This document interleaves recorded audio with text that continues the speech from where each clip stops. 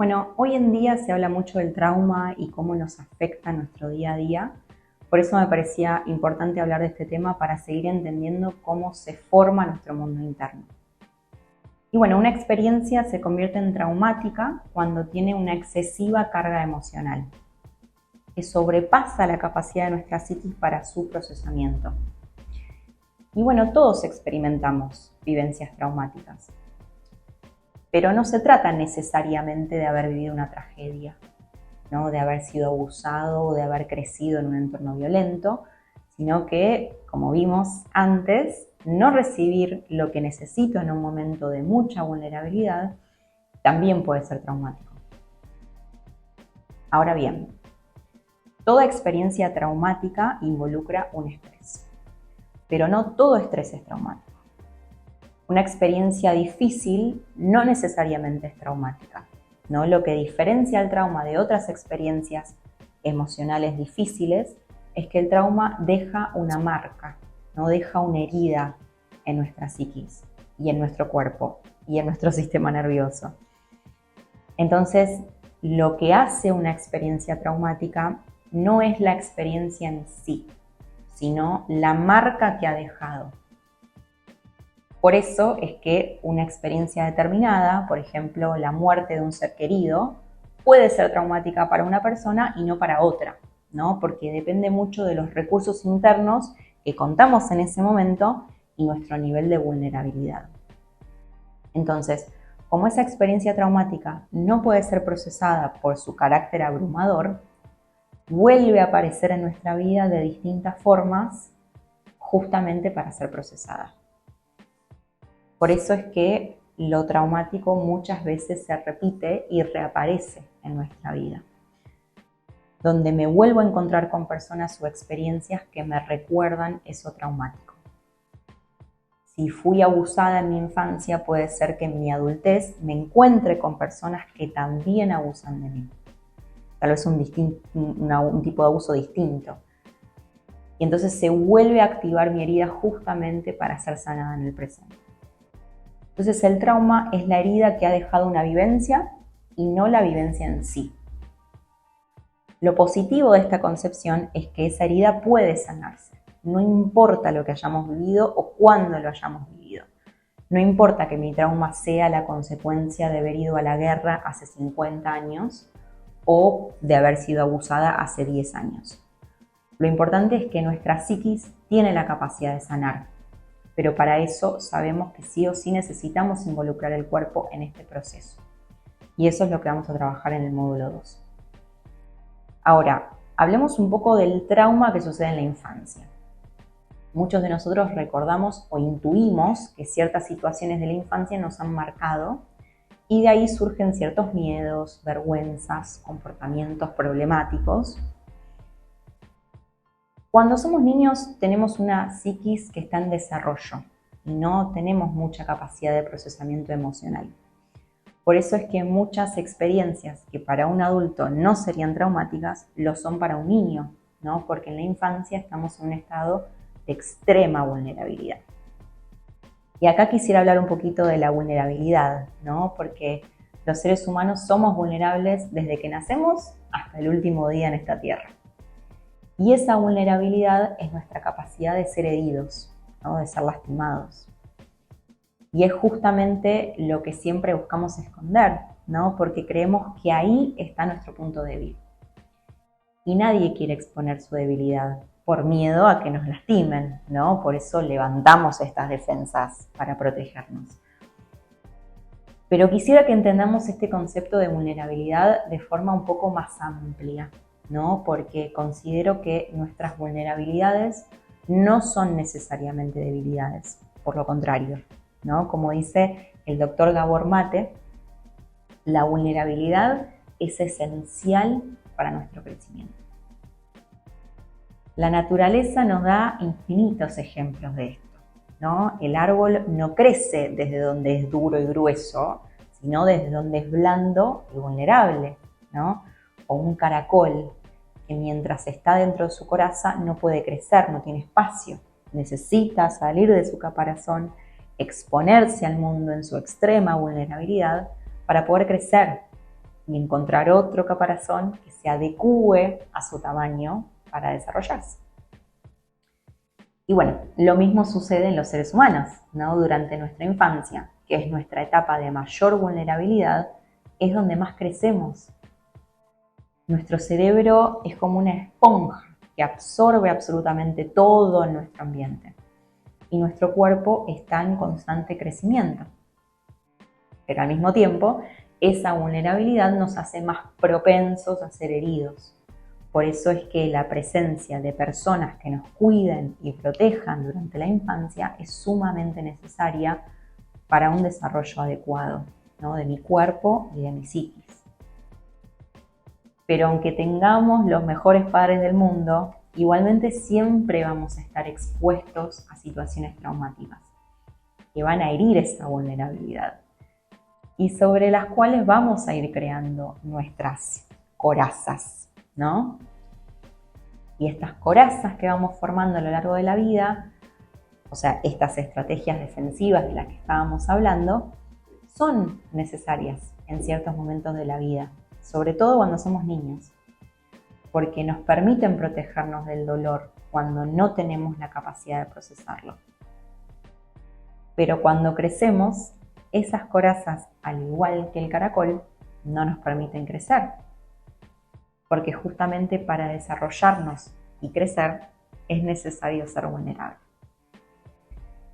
Y solamente exponiendo esa vulnerabilidad en un ambiente seguro y de contención, como puede ser una terapia o una relación amorosa, ya sea romántica o de amistad, de mucha confianza, voy a poder recibir lo que necesito para poder sanar. Entonces, dependiendo de cómo nos haya afectado eso traumático, puede ser que nos volvamos más reactivos y rígidos, ¿no? Como un caparazón, en nuestros pensamientos y comportamientos, porque nuestro cuerpo interpreta que debemos defendernos para evitar un peligro futuro. Por eso es que siendo niños no nos queda otra que recurrir a mecanismos inconscientes de defensa como la represión, para poder sobrevivir a esas vivencias. Y es ese estado de defensa, que en el peor de los casos es continuo, afecta a nuestro desarrollo psíquico y emocional. Hoy sabemos, ¿no? Gracias a los desarrollos de Freud y muchos otros que vinieron después de él, recomiendo especialmente los trabajos del Dr. Bessel van der Kolk y Gabor Mate respecto del trauma porque lo explican muy bien. Sabemos que el recuerdo de una experiencia traumática no se almacena de la misma forma que una memoria no traumática y que su carga emocional se almacena en nuestro cuerpo para su posterior procesamiento. Esto es importante para lo que vamos a hablar más adelante respecto del procesamiento emocional somático. Y de esto se trata el mecanismo de defensa inconsciente de la represión, ¿no? Que descubrió y definió Freud hace más de 100 años. Pero se trata de una fragmentación, una escisión del recuerdo entre su contenido emocional y la representación mental de esa memoria, porque esa representación nos resulta intolerablemente dolorosa. Por eso es que muchas veces no recordamos de forma consciente una experiencia traumática, ya sea de la infancia o de nuestra adultez. No recordamos la historia, ¿no? De cuándo, cómo, dónde, etc. Pero nuestro cuerpo recuerda la carga emocional de esa vivencia. Entonces, aquello almacenado en nuestro cuerpo relacionado con esa vivencia traumática se activa cuando algo de mi entorno presente le recuerda a mi cuerpo esa vivencia. Entonces, mi cuerpo reacciona como si estuviera viviendo el trauma del pasado, pero en mi momento presente. Es decir, que eso que se almacena en mi inconsciente siempre buscará manifestarse en mi realidad presente. Freud decía que las emociones reprimidas nunca mueren, están enterradas vivas y saldrán a la luz de la peor manera. Entonces, reprimimos inconscientemente la vivencia para no volver a experimentar ese dolor.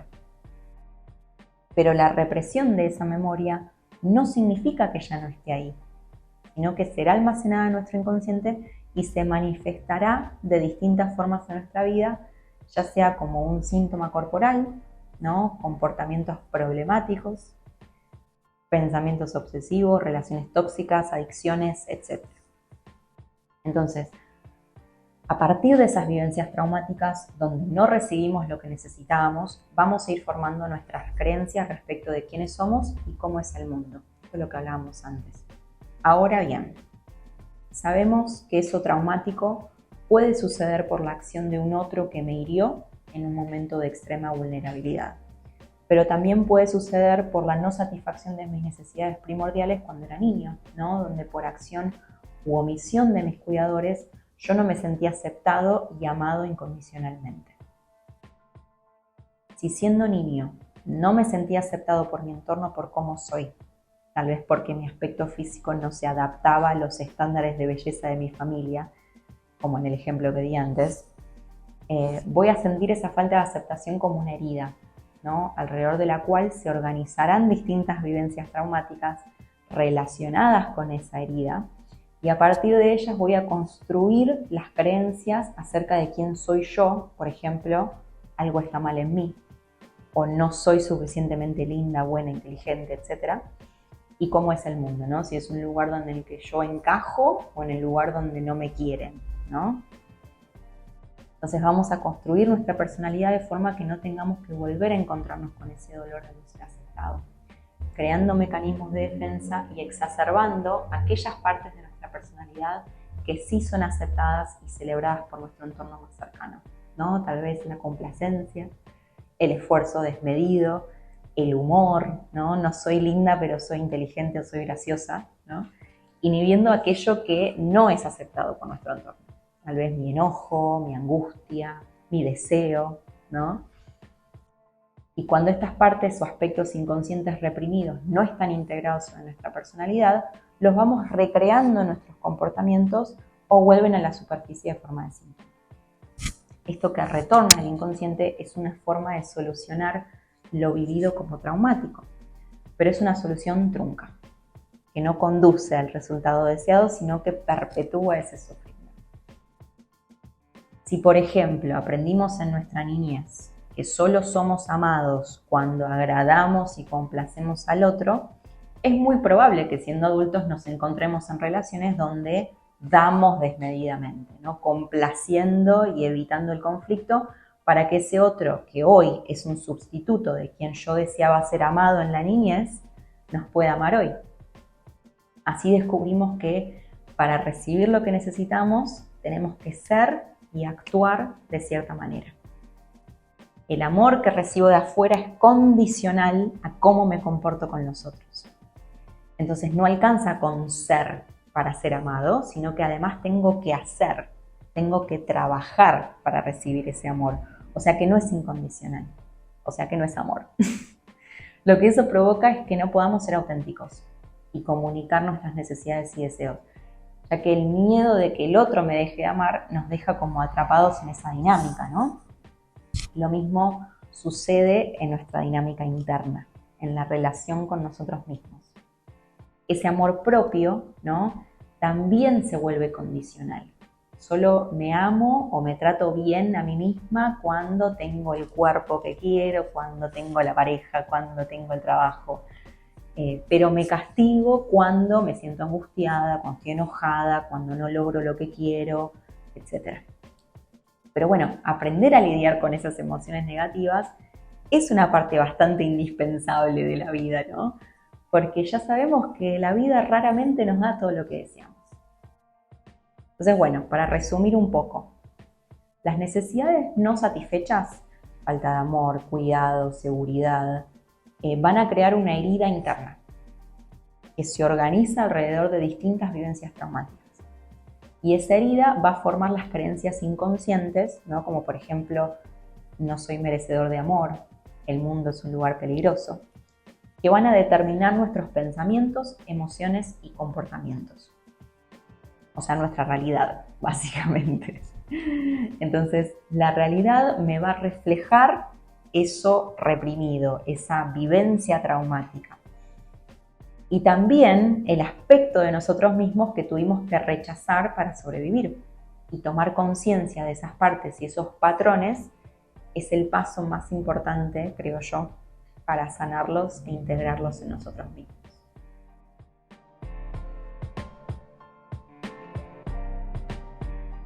Bueno, en el PDF les dejo un ejercicio para que puedan empezar a ser consciente aquello que en su realidad presente se repite, ¿no? Como síntoma, comportamiento problemático, ¿no? O situación vincular que no nos satisface. No se trata de intentar recordar, ¿no? O descubrir cuál fue la vivencia que me traumó, porque eso deberíamos hacerlo en el contexto de una terapia, ¿no? Acompañados, aunque considero yo que muchas veces no es necesario conocer exactamente cuál fue la situación del pasado que me hirió, ¿no? Para poder sanar, sino que el ejercicio se trata de buscar la manifestación de eso traumático en nuestra vida presente, ¿no? Entonces te voy a pedir que pienses en alguna situación que se repite a menudo en tu vida, ¿no? Tal vez en situaciones de pareja, ¿no? O síntomas físicos que aparecen seguido, que se repiten, discusiones que siempre tengo con mi familia o mis amigos, y describir cómo se manifiesta esa situación en tu vida y cómo te hace sentir, ¿no? Incluido cómo se manifiesta en tu cuerpo esa emoción. Te voy a pedir que reflexiones si esa situación refleja en algún modo alguna de las creencias y estrategias defensivas que descubriste en el ejercicio anterior.